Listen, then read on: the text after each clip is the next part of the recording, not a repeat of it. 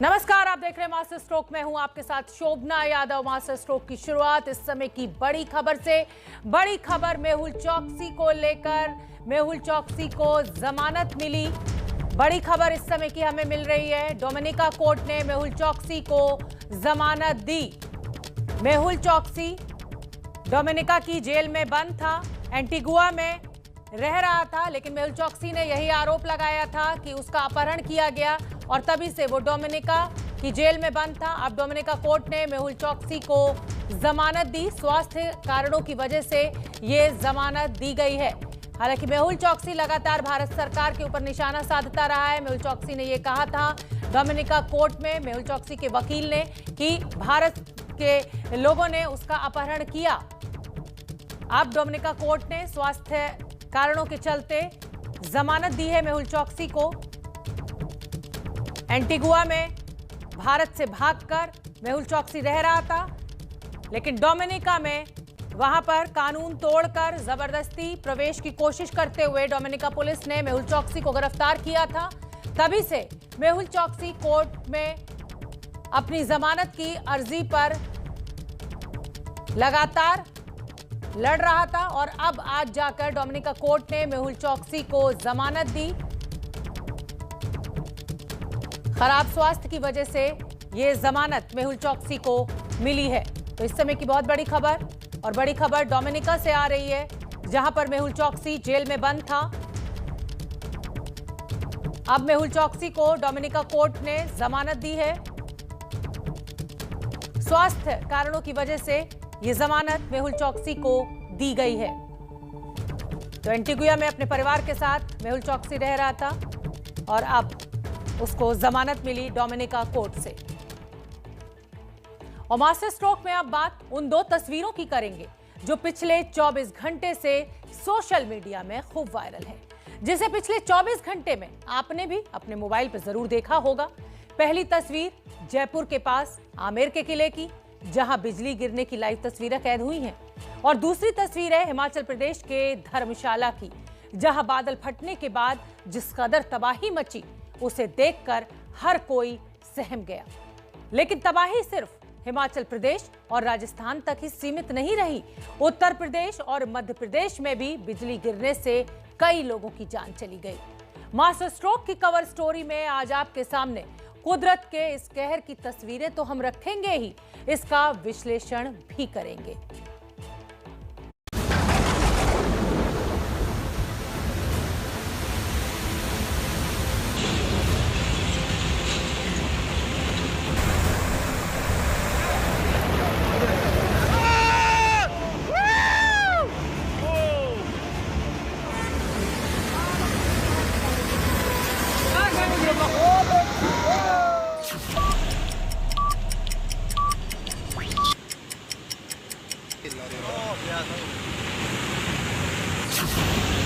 बस कुछ सेकंड सब कुछ बह गया। सैलाब के सामने ये तमाम मकान एक एक करके ढहते चले। पानी का ये रौद्र रूप अपने साथ सब कुछ बहा ले जाने पर उतारू।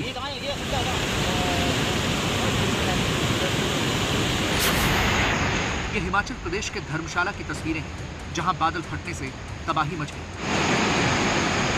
ये धर्मशाला का चैतू गांव है, जहां सैलाब में एक नहीं कई घर बह गए। पानी का बहाव देखकर आप अंदाजा लगा सकते हैं कि कैसे सब कुछ बहता चला जा रहा है।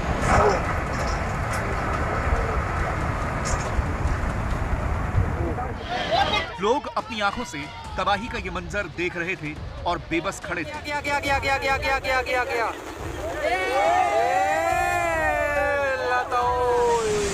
अब जरा ऊपर से तस्वीरें देखिए। बादल फटने के बाद मांझी नदी अपने पूरे उफान पर है। मांझी नदी का पानी कई फीट ऊपर बह रहा है।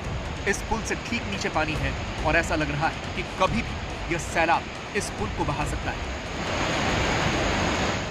आए थे मेरी शॉप पे, घर ऊपर कुछ नहीं, नामो निशान। कोई बात नहीं माता जी, हम आए हैं, आपकी पूरी मदद रहने के लिए कुछ भी नहीं है माता जी, आप चिंता ना करें। ये कपड़े पूरी उम्र ही कमाई मेरी जी, घर बह गया, मेरी गाड़ी स्कूटर स्कूटी सब बह गया, पता भी नहीं लग रहा हमारा यहाँ कुछ था अभी।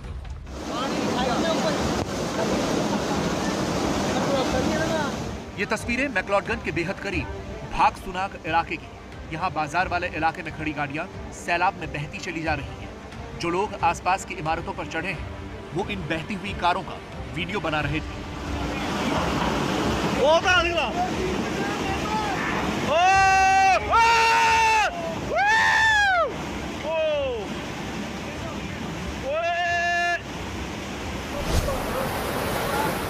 रिहायशी इलाकों के बीच ये सैलाब बह रहा है और लोग अपने अपने घरों में कैद हैं।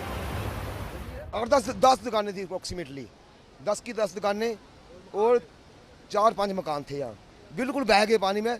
अभी जो 8-10 मकान आपको दिखाई दे रहे हैं वो भी जाने वाले हैं, चले गए, आधे चले गए हैं, थोड़े बहुत ही बचे हुए हैं। हिमाचल प्रदेश में इस बार 10 दिन पहले ही मानसून ने दस्तक दे दी थी, लेकिन कांगड़ा जिले के धर्मशाला में बादल फटने के बाद हालात बिगड़ गए। हिमाचल प्रदेश के 6 जिलों में कल भी भारी बारिश की चेतावनी दी गई है। ये जिले हैं कांगड़ा, शिमला, बिलासपुर, कुल्लू, हमीरपुर और सोलन। अनुमान है कि अगले 24 घंटे तक मौसम इसी तरह बना रहेगा। मौसम विभाग ने 13 जुलाई तक ऑरेंज अलर्ट जारी किया है, जबकि 16 जुलाई तक येलो अलर्ट जारी किया गया है।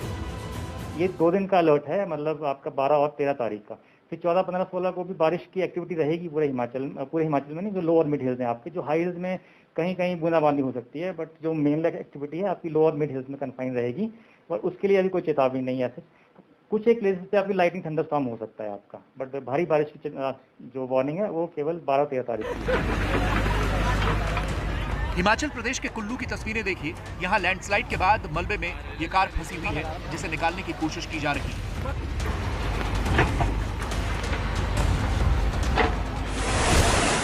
शिमला में भी जबरदस्त बारिश हुई, कई जगह लैंडस्लाइड भी हुआ, जिससे सड़क ब्लॉक हो गई। हिमाचल प्रदेश में बादल फटने के बाद से ही केंद्रीय गृह मंत्रालय हालात की मॉनिटरिंग कर रहा है। एनडीआरएफ की टीम वहां पहुंच रही है। गृह मंत्री अमित शाह ने खुद ट्वीट करके इस बात की जानकारी दी।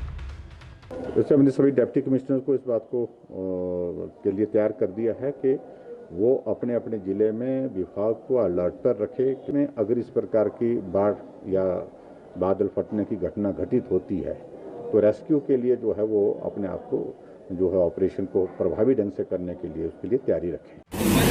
बादल फटने की खबर सिर्फ हिमाचल से नहीं, जम्मू कश्मीर से भी सामने आई। गांदरबल में भी बादल फटने से जमकर तबाही मची है। कई घर तबाह हो गए। सड़कों पर चारों तरफ मलबा फैला हुआ है, जिसे हटाने की कोशिश की जा रही है।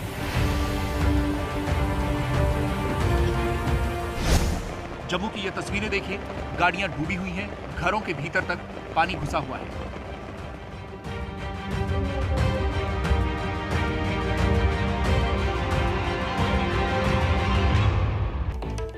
हिमाचल प्रदेश के धर्मशाला से लेकर जम्मू कश्मीर के गांदरबल तक बादल फटने की खबरें मिल रही हैं, लेकिन बादल फटने का मतलब क्या होता है, हम आपको ये समझाते हैं। आम भाषा में इसका मतलब ये है कि जब इतनी तेज बारिश हो कि कुछ ही देर में बाढ़ जैसे हालात पैदा हो जाएं, तो उसे बादल फटना कहते हैं। लेकिन मौसम विभाग के मुताबिक जब 20 से 30 वर्ग किलोमीटर के इलाके में 1 घंटे के भीतर 100 मिलीमीटर की बारिश हो जाए तो ऐसी स्थिति को बादल फटना कहते हैं। इसे ऐसे समझिए कि जब 2000 हेक्टेयर एरिया में 1 घंटे तक 100 मिलीलीटर बारिश होती है तो वहां 200 करोड़ लीटर पानी बरस जाता है, तो कहते हैं कि यहां पर बादल फटा है। बादल फटने की घटना आमतौर पर समुद्र तल से 1000 से 2500 मीटर की ऊंचाई पर होती है। वैसे बादल को फटने से रोकने के कोई ठोस उपाय नहीं है, लेकिन पानी की सही निकासी, मकान को दुरुस्त बनावट से ज्यादा तबाही रोकी जा सकती है। इसके अलावा प्रकृति से सामंजस्य बनाकर रहने से भी नुकसान को कम जरूर किया जा सकता है। आमतौर पर उत्तराखंड में सबसे ज्यादा बादल फटने की घटनाएं देखी जाती हैं। उत्तराखंड में सबसे ज्यादा बादल फटने की घटनाओं की एक साइंटिफिक वजह भी है। अर्थ साइंस रिव्यूज की स्टडी बताती है कि 30 बड़े बादल फटने की घटनाओं में से 19 घटनाएं सिर्फ उत्तराखंड में हुई हैं।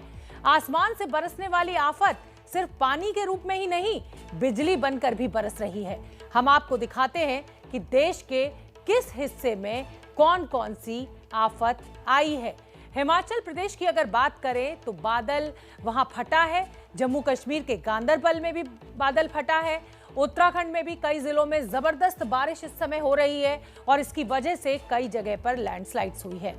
राजस्थान में आसमानी बिजली गिरने से कई लोगों की मौत हो गई। उत्तर प्रदेश और मध्य प्रदेश में भी बिजली गिरने से कई लोग अपनी जान गंवा बैठे हैं। बिहार के कई जिलों में बाढ़ से तबाही मची हुई है। महाराष्ट्र की अगर बात करें तो वहां भी बारिश ने लोगों को अच्छा खासा परेशान कर दिया है। मुंबई में कई इलाकों में सड़कों पर 2 फीट तक पानी भर गया है। लेकिन राजस्थान के आमेर में जो कुछ हुआ, जो तस्वीरें वहां से सामने आई, उसे देखकर दिल दहल गया।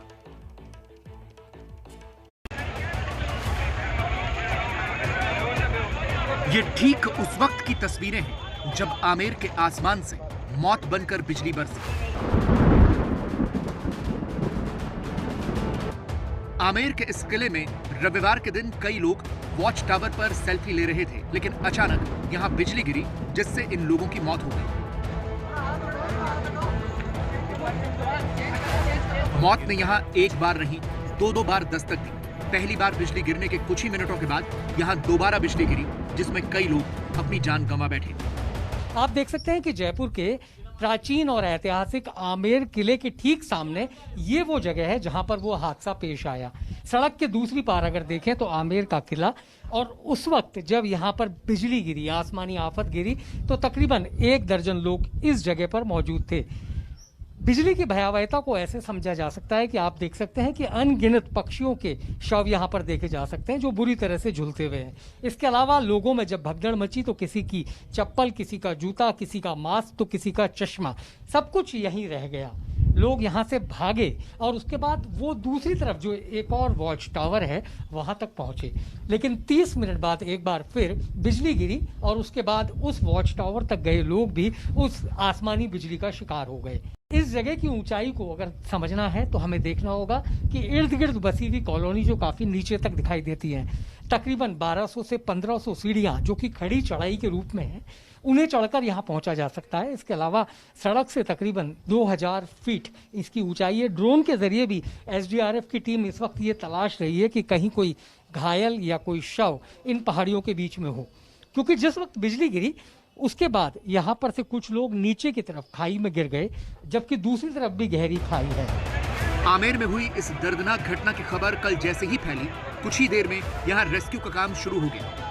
एसडीआरएफ की टीम मौके पर पहुंची, लेकिन शाम होने की वजह से रेस्क्यू ऑपरेशन में दिक्कत आई। जहां पर यह घटना हुई वो जगह इतनी ऊंचाई पर है कि वहां तुरंत पहुंचना और दिन ढलने के बाद रेस्क्यू ऑपरेशन चलाना इतना आसान भी नहीं था। पहुंचने के रास्ते की बात है, आप देख सकते हैं कि किस प्रकार से सकड़ी सीढ़ियों के जरिए इस ऊंचाई तक पहुंचा जा सकता है। बहुत ही ऊंचाई वाली ये सीढ़ियां हैं, पुराना बना हुआ ये पूरा का पूरा निर्माण है और एसडीआरएफ की टीम है इस वक्त भी यहाँ पर ऑपरेशन को अंजाम देने में जुटी हुई है। ये पता लगाने की कोशिश की जा रही है कि कोई घायल या कोई इस प्रकार की कोई चीज़ तो यहाँ नहीं है। ये तमाम लोग हैं, इनसे हम बात करते हैं। ये बताएं आप कब से ये ऑपरेशन चलाएगा? हमारा कल शाम से 7 बजे से ऑपरेशन चल रहा है। तो ये बताएं कितने लोगों को आपने रेस्क्यू किया? कल हमने 16 जनों को रेस्क्यू करके बाहर निकाला है और उनको हॉस्पिटलाइज किया है। राजस्थान में कल सिर्फ आमेर के किले पर ही मौत नहीं बरसी, धौलपुर जिले में भी बिजली गिरी, जिसकी वजह से जंगल में बकरी चराने गए 3 बच्चों की मौत हो गई। राजस्थान में आसमानी बिजली गिरने से जान गंवाने वाले परिवार को गहलोत सरकार 5-5 लाख रुपए का मुआवजा देगी। पीएम राहत कोष से 2 लाख रुपए की आर्थिक मदद का ऐलान किया गया है। पिछले करीब 24 घंटे में राजस्थान के अलावा उत्तर प्रदेश और मध्य प्रदेश से भी बिजली गिरने की कई खबरें आई हैं। उत्तर प्रदेश के फतेहपुर जिले में बिजली गिरने से अलग अलग इलाकों में 7 लोगों की मौत हो गई है। मध्य प्रदेश के शिवपुरी से भी ऐसी ही खबर आई, जहां बिजली गिरने से 2 बच्चे और 1 बच्ची की मौत हो गई। यूपी में बिजली की चपेट में आए करीब 30 लोग अपनी जान गंवा बैठे, तो एमपी में 7 लोगों की जान चली गई। बारिश ने आज मुंबई के लोगों की भी आफत बढ़ा दी। मुंबई के तमाम इलाकों में आज जोरदार बारिश हुई। और देखिए ये हिंद माता का इलाका जहां पर पिछले 1 घंटे से जारी लगातार बारिश के बाद पानी इतना ज़्यादा बढ़ चुका है कि आगे रास्तों को आप देखेंगे कि जो आम जनजीवन में निकलते थे, अब देखिए घुटने भर पानी में चलने को मजबूर, क्योंकि बारिश हुई है तो आसपास के इलाके में पूरा पानी भरा हुआ है और जल भराव के बीच में गाड़ियां फंस रही हैं, गाड़ियों को ढकेलते हुए लोग, स्कूटियां फंस जा रही हैं, जो छोटी गाड़ियां गुजर रही हैं उनको ढकेलते, और इसके बाद बीएमसी के कर्मचारी आपको दिखाई देंगे जो यहाँ पर जो पानी निकालने के लिए संकरे जो नाले होते हैं उनको खोलते हुए, और वहाँ पर खड़े होकर बीएमसी के कर्मचारी पानी निकालने की कोशिश करते। सबसे बड़ा सवाल यह है कि दिल्ली में मॉनसून कब जोरदार तरीके से दस्तक देगा। इसे लेकर मौसम विभाग अभी भी कुछ साफ साफ नहीं बता रहा। मौसम विभाग कह रहा है कि अभी मॉनिटरिंग की जा रही है। दिल्ली और हरियाणा का कुछ हिस्सा में थोड़ा अनोमली आया है, मतलब वो जैसे हम बोले थे वैसे बारिश नहीं हुआ है। ये जो एरिया है दिल्ली है या हरियाणा का कुछ एरिया है वो अभी मॉनिटरिंग में है, इसलिए क्योंकि कंडीशंस जो रिमेनिंग है जैसे ह्यूमिडिटी है, पूर्व या विंड है, वो परसिस्ट है। और क्लाउड पिक्चर भी देखा रहा है आप, देखिए जो एरिया हम कवर किया बारिश हुआ और क्लाउड भी है, लेकिन ये जो छोटा एरिया है इसमें नहीं हो रहा है बारिश। तो बाढ़ बारिश वाली आफत के बाद अब उस आफत की बात कर लेते हैं जो पिछले 1.5 साल से पूरी दुनिया पर छाई हुई है। और अभी भी ऐसा नहीं लगता है कि दुनिया से कोरोना के केसेस कम हो जाएंगे, बल्कि उल्टे दुनिया के कई हिस्सों में केसेस लगातार बढ़ रहे हैं, जैसे साउथ अमेरिका, एशिया और यूरोप में केसेस बढ़ने के पीछे की बड़ी वजह वहां यूरो कप का आयोजन कहा जा रहा है, जिसका कल लंदन में फाइनल मैच हुआ। और फाइनल से पहले और बाद में कोरोना प्रोटोकॉल की जो धज्जियां उड़ाई गई, वो रिपोर्ट अब आपको जरूर देखनी चाहिए। यूरोप में फिर से कोरोना फैलाने का इतिहास जब भी लिखा जाएगा तो उसमें इंग्लैंड का नाम सबसे ऊपर आएगा। यहाँ कोई राजनीतिक रैली नहीं हो रही है, बल्कि ये इंग्लैंड और इटली के बीच यूरो कप के फाइनल मैच से पहले की तस्वीरें हैं। ये लंदन का वेम्बली स्टेडियम है जहां कल ये मैच खेला गया, और उससे पहले इंग्लैंड के फैंस स्टेडियम के बाहर ही जमा हो गए थे। यहाँ हजारों की संख्या में इंग्लैंड की टीम के प्रशंसक जमा थे। किसी ने मास्क नहीं लगाया हुआ था। सोशल डिस्टेंसिंग की बात तो यहाँ करना ही बेकार है। यहाँ खूब हुड़दंग हुआ। इन तस्वीरों में आप देख सकते हैं कि एक शख्स अपनी कार लेकर इन फैंस के बीच आ गया था और ये उसकी बड़ी गलती साबित हुई। ये हुड़दंगी उसकी कार के ऊपर बैठ गए। बड़ी मुश्किल से उसने अपनी कार वहां से हटाई। इंग्लैंड के कई फैंस बिना टिकट के ही स्टेडियम में दाखिल हो गए। उन्होंने टिकट खरीदना जरूरी नहीं समझा या फिर उन्हें टिकट नहीं मिला और वो पुलिस के बैरियर तोड़ते हुए जबरदस्ती स्टेडियम में दाखिल होने की कोशिश करने लगे। इसके बाद तो पुलिस ने इन फैंस को खूब खदेड़ा और उनकी पिटाई कर दी। उन्हें कंट्रोल में करने के लिए पुलिस को घोड़ों का इस्तेमाल भी करना पड़ा। कई लोगों को पुलिस ने गिरफ्तार भी किया है। यूरो कप के फाइनल मैच में इटली ने इंग्लैंड को पेनल्टी शूटआउट में हरा दिया और पूरे इंग्लैंड के सपनों पर पानी फेर दिया। इंग्लैंड को यह लग रहा था कि 1996 के बाद पहली बार उनकी नेशनल फुटबॉल टीम कोई बड़ी ट्रॉफी जीत जाएगी, लेकिन ऐसा नहीं हुआ।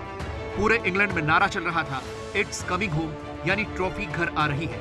लेकिन यूरो कप की ट्रॉफी होम के बजाय रोम चली गई, जिससे इंग्लैंड के फैंस मायूस हो गए। इसके बाद तो लंदन की सड़कों पर खूब हंगामा हुआ। इंग्लैंड के फैंस अपनी टीम की हार को पचा नहीं पाए। इस हुड़दंगी भीड़ को देखिए जो दंगा करने पर आमादा है। इन हुड़दंगियों के सामने पुलिस भी बेबस नजर आई। लंदन पुलिस मौजूद तो थी, लेकिन वो कुछ कर नहीं पाई, बल्कि उल्टे पुलिस को ही इस हुड़दंगी भीड़ ने खदेड़ दिया। देखिए कैसे पुलिस वालों को भगाया जा रहा है और ये हुड़दंगी अपनी इस करतूत का वीडियो भी बना रहे हैं। किसी ने मास्क नहीं लगाया हुआ है, कंधों पर सिर्फ इंग्लैंड का झंडा है। यहाँ तक कि इंग्लैंड के फैंस ने इटली के फैंस की भी जमकर पिटाई की। जो भी इटली की टी-शर्ट या झंडे के साथ मिला उसे पीटा जा रहा था। पूरी रात यह हंगामा चलता रहा। लंदन के हर हिस्से में पुलिस वालों को खूब दौड़ाया गया। ऐसा लग ही नहीं रहा था कि ये सब कोरोना काल में हो रहा है।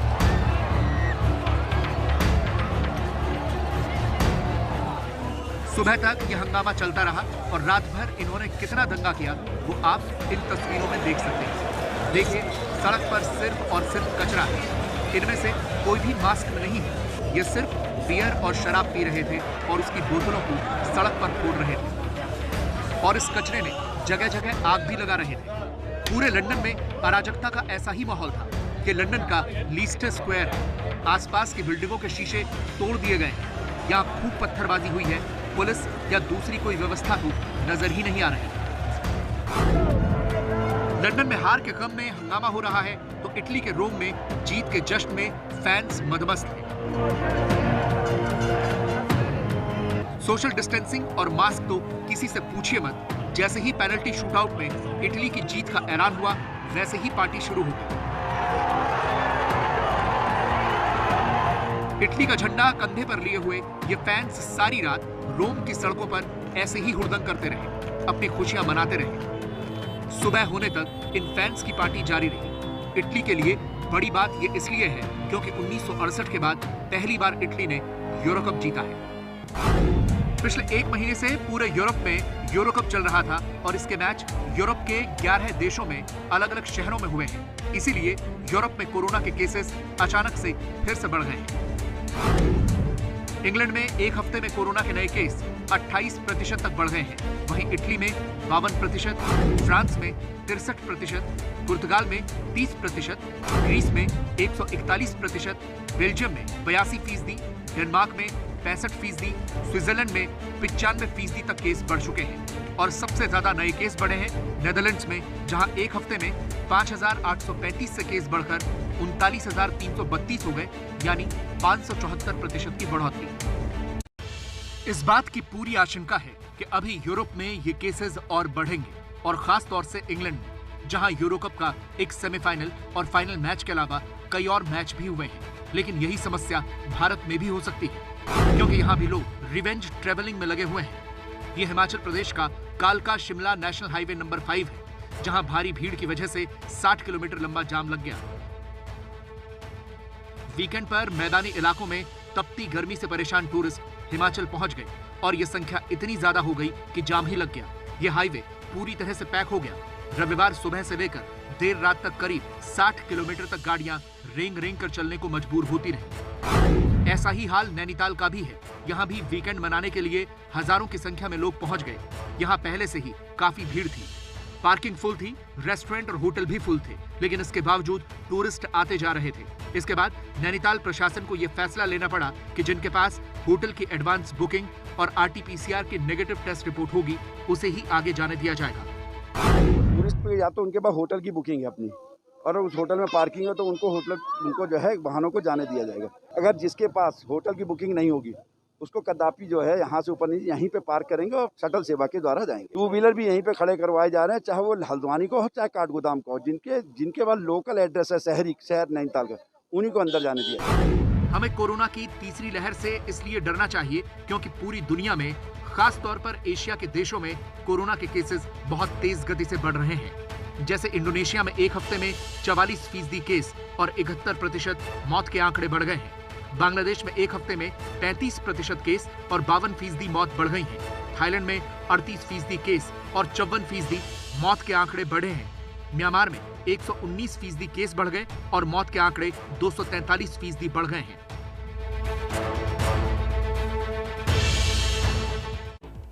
तो क्या देश क्या विदेश, हर जगह कोरोना की जो गाइडलाइंस है उनको तोड़ते हुए लोग दिखे। लापरवाही भरपूर लोगों में देखने को मिल रही है।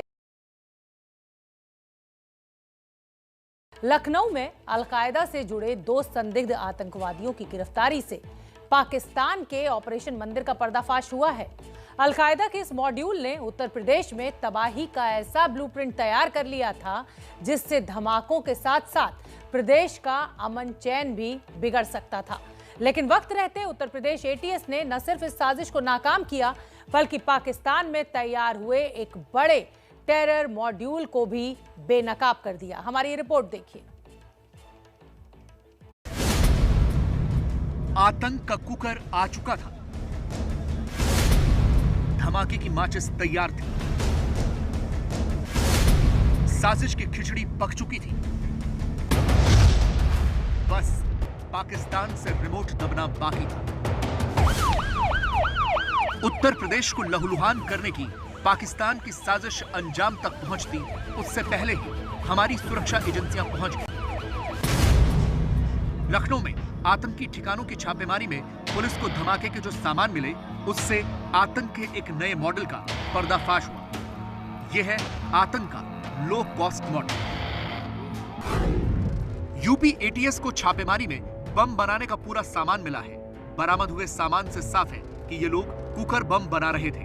इनके ठिकानों से कुकर, माचिस का बारूद, आईईडी, टाइमर डिवाइस बरामद हुआ है। इसके अलावा सुरक्षा एजेंसियों ने एक पिस्टल भी बरामद की है। साथ ही एजेंसियों को टेलीग्राम और व्हाट्सएप की चैट भी मिली है, जिससे साजिश के तार जोड़े जा सकते हैं। सूत्रों के मुताबिक पूछताछ के दौरान इन आतंकियों ने बताया कि जब इन्होंने अपने आका उमर अलमंडी से कहा कि इन्हें बम बनाना नहीं आता, तो इन लोगों को इंटरनेट के जरिए बम बनाने की बाकायदा ट्रेनिंग दी गई। साथ ही ये भी बताया गया कि ये बम स्थानीय मार्केट में मिलने वाले सामान से बनाया जा सकता है और इस बम बनाने के लिए किसी लंबी चौड़ी रकम की जरूरत नहीं होती।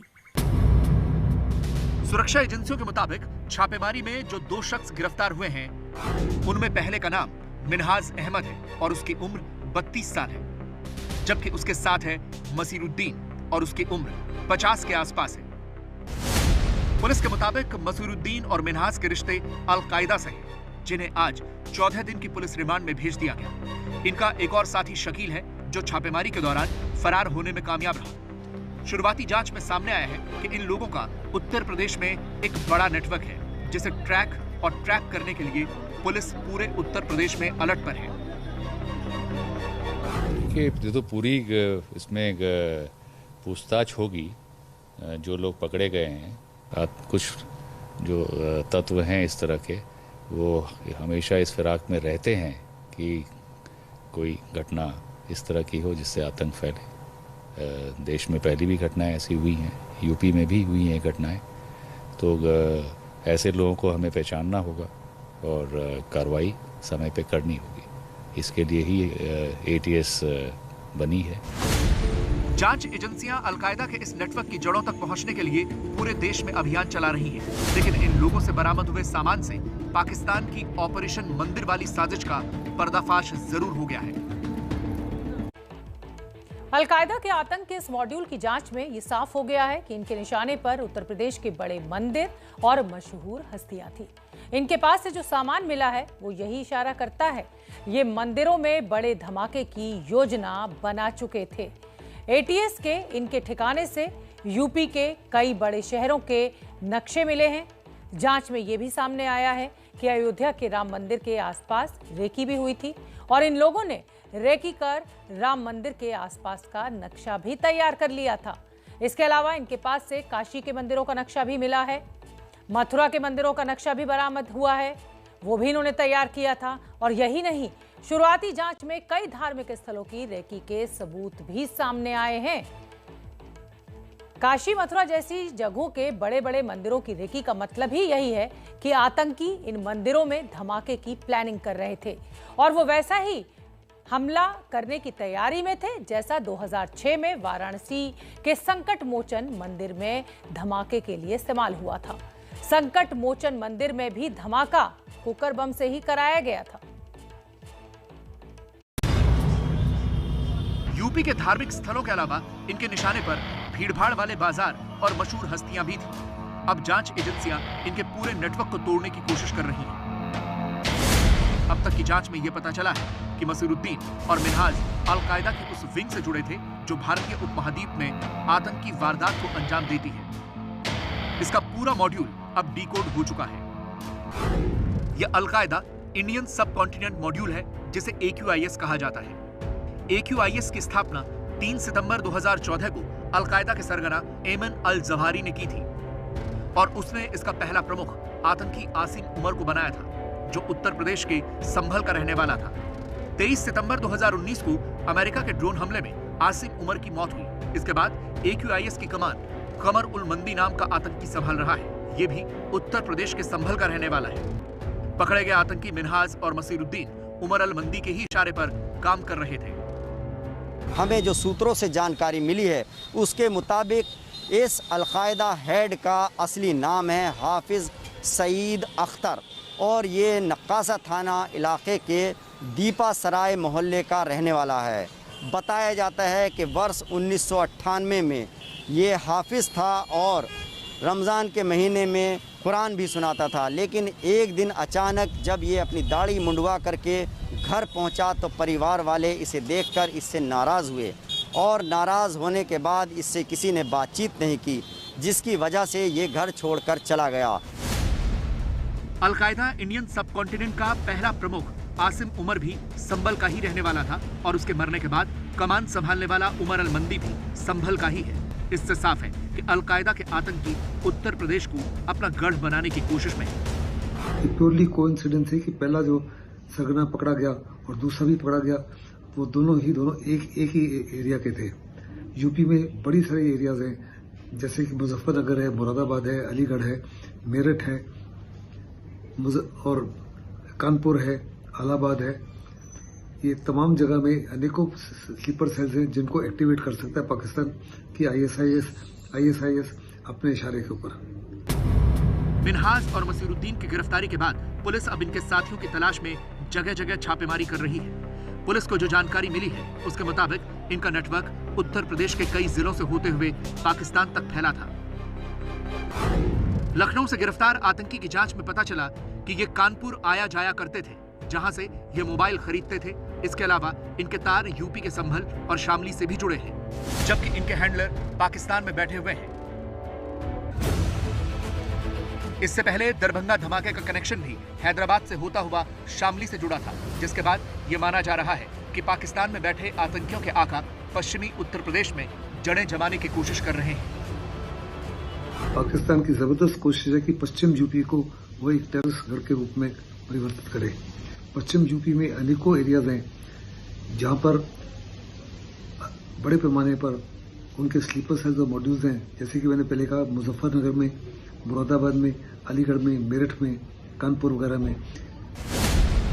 मिन्हाज और मसीरुद्दीन के नेटवर्क को तोड़ने के लिए उत्तर प्रदेश में जगह जगह छापेमारी हो रही है।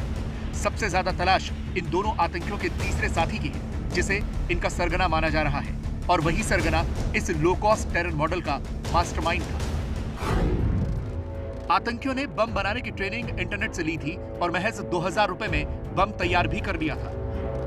इन लोगों ने बम बनाने का सारा सामान घर से दूर की दुकानों से लिया था और जिन दुकानों से सामान लिया उसकी पहले रेकी की गई थी। मिन्हाज एक प्राइवेट यूनिवर्सिटी में टेक्नीशियन रह चुका है, जिससे उसे बम बनाने में काफी आसानी हुई। फरार आतंकी शकील ने ही आतंक का पूरा लो कॉस्ट मॉडल तैयार किया था। और इस तरह के कुकर बम अगर कहीं विस्फोट किए जाए तो काफ़ी जन माल की हानि हो सकती थी, काफ़ी लोग की डेथ हो सकती थी। पूर्व में भी इस तरह की घटनाएं हुई हैं। कि बेचना शुरू हुई है, लोग अभी गिरफ्तार हुए हैं, हम इनको अपने रिमांड पे लेंगे और चीज़ें पूछताछ होंगी। इस पूरे नेटवर्क के तार पाकिस्तान से जुड़ रहे हैं और पाकिस्तान में बैठे इनके आका इन्हें लगातार निर्देश दे रहे हैं। पुलिस को इनके व्हाट्सएप वीडियो चैट भी मिली है जो इनके तार पाकिस्तान से जोड़ती है। दोनों आतंकियों के पुलिस हिरासत में जाने के बाद उम्मीद है कि अभी ये बहुत से राज उगलेंगे। नाम बदल जाते हैं लेकिन चेहरा वही रहता है। पाकिस्तान के ऊपर एक कहावत पूरी तरह से फिट बैठती है, चाहे वो आईएसआईएस का खुरासान प्रोविंस हो या फिर अलकायदा का भारतीय मॉड्यूल। इन दोनों में ही पाकिस्तानी खुफिया एजेंसी आईएसआई ने अपने रिटायर्ड अधिकारी और पाकिस्तानी सेना से रिटायर हुए अधिकारियों को उच्च पदों पर बैठा रखा है। यानी कुल मिलाकर एजेंडा आईएसआई का भारत में तबाही मचाने का है, लेकिन नाम अलकायदा और उससे जुड़े संगठनों का किया जाता है। भारत से दुश्मनी की आग में पाकिस्तान इस कदर अंधा हो चुका है कि उसकी नीतियां भी भारत विरोध के इर्द गिर्द ही घूमती हैं। अफगानिस्तान में भी भारत विरोधी साजिशों को अंजाम देने के लिए पाकिस्तान चीन और तालिबान की दोस्ती कराने में जुटा है। क्या है चीन की घबराहट की वजह और क्यों चीन तालिबान की खुशामद कर रहा है, जानने के लिए हमारी ये रिपोर्ट जरूर देखिए। तालिबान अफगानिस्तान में कहर बरपा रहा है। तालिबान के दावों पर यकीन करें तो उसने अफगानिस्तान के 85% इलाकों को अपने कब्जे में ले लिया है।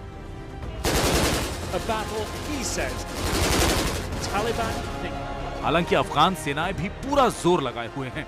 कुछ जिलों को तो हारने के बाद अफगानिस्तान सेना उन पर फिर से कब्जा जमाने में कामयाब हो रही है। इसके बावजूद अभी तालिबान अफगानिस्तान सेना पर भारी ही पड़ रहा है।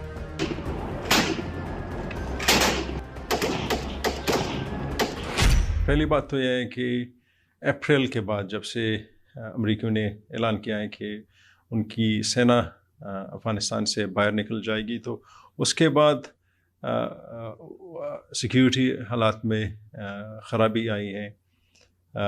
150 के आसपास के डिस्ट्रिक्ट जो है उसमें युद्ध की शिद्दत महसूस हो रही है, जंग की शिद्दत महसूस हो रही है। तालिबान ने बहुत सारे डिस्ट्रिक्ट्स की कैपिटल जो है उनको कब्जे में, घेरे में लिया है। अमेरिकी सेना की वापसी के साथ ही तालिबान सधी हुई तैयारी के साथ अफगानिस्तान पर कब्जा जमाने की कोशिश में है। तालिबान की ताकत चीन को भी डरा रही है, इसलिए चीन ने तालिबान को दोस्ती का पाठ पढ़ाना शुरू कर दिया। इसके लिए वो बेहद शातिर चाल चल रहा है। इस वक्त चीन अफगानिस्तान को लेकर लगातार अमेरिका पर हमला बोल रहा है। चीन ने अफगानिस्तान के मौजूदा संकट के लिए अमेरिका को जिम्मेदार ठहरा दिया है। चीन अमेरिका पर इस तरह हमले करके तालिबान को खुश करना चाहता है। साथ ही चीन ने अपने सदाबहार दोस्त पाकिस्तान की मदद से तालिबान से संपर्क करना भी शुरू कर दिया है।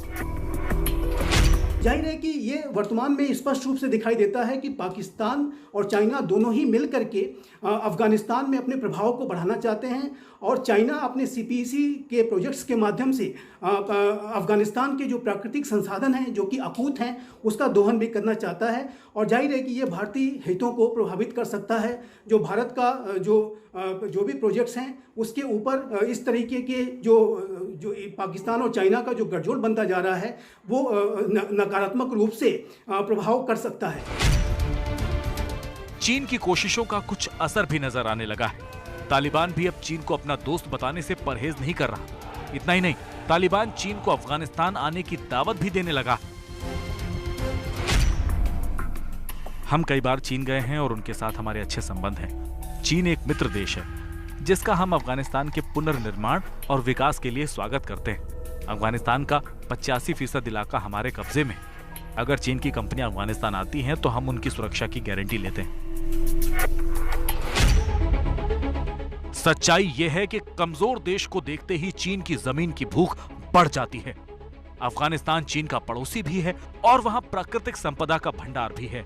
इसलिए चीन अफगानिस्तान में पैर जमाने के लिए बेकरार है।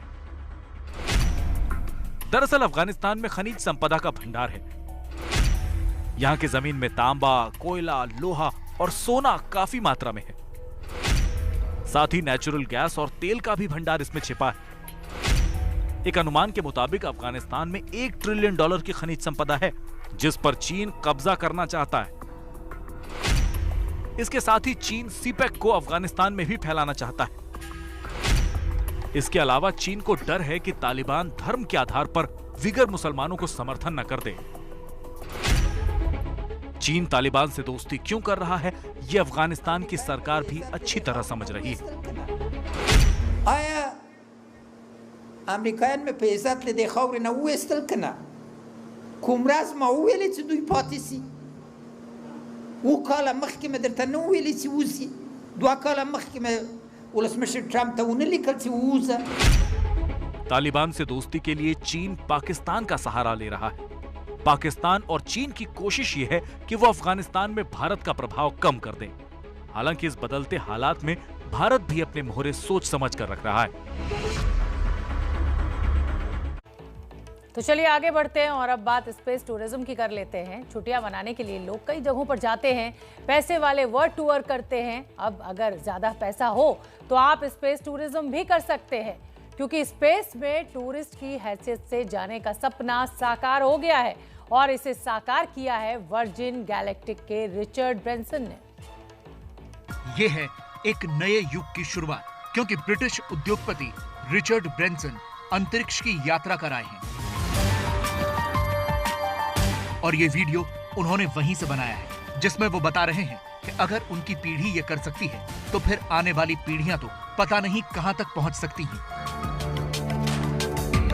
हालांकि रिचर्ड ब्रैंसन पृथ्वी से सिर्फ 80 किलोमीटर ऊपर ही पहुंचे और वो पूरी तरह से अंतरिक्ष भी नहीं था, वो अंतरिक्ष का एक सिरा था, लेकिन वहां पर भी गुरुत्वाकर्षण यानी ग्रेविटी नहीं थी। इसीलिए वो और उनके बाकी साथी हवा में झूल रहे हैं।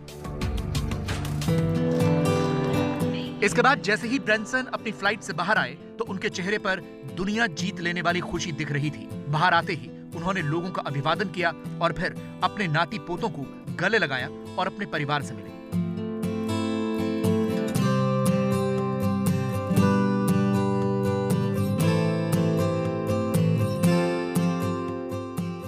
इससे पहले उन्होंने रविवार को अपने स्पेसशिप 2 यूनिटी पर सवार होकर स्पेस की सैर की थी। अब सिर्फ 8 दिनों के बाद यानी 20 जुलाई को अमेज़न के फाउंडर जेफ बेजोस भी अंतरिक्ष की यात्रा पर जाएंगे। और खास बात यह है कि स्पेस में जाने की चर्चा जेफ बेजोस की ही थी और तब तक ब्रैनसन का कोई प्लान नहीं था। लेकिन जब रिचर्ड ब्रैनसन की कंपनी वर्जिन गैलेक्टिक को 25 जून को लाइसेंस मिला तो 11 जुलाई को स्पेस में जाने की उन्होंने घोषणा की और इसे कर दिखाया।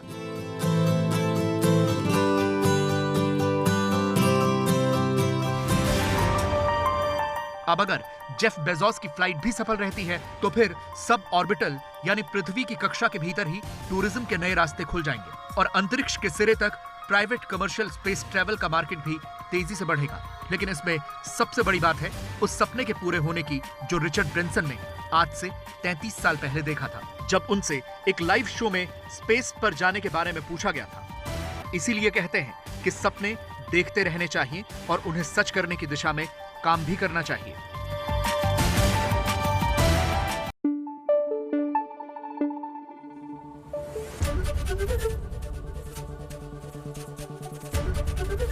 एबीपी न्यूज आपको रखे आगे।